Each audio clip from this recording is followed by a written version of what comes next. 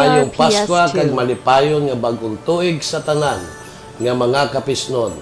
Ako si Doc Gilbert Ardibilla, ang inyong matasang banwa, nagadala sang mainuswagon nga panamyaw sa tanan. Sa sini nga panahon sang Pasko, ginapabutyag ko ang akon pagpasalamat kag paghigugma sa inyo tanan.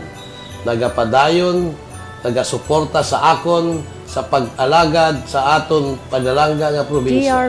Ang Pasko, isa ka magpahanumdom nga kita magahigugmaanay, magbinuligay, kag magpasalamat sa Ginoo sa tanan sang iya mga pagkamaayo.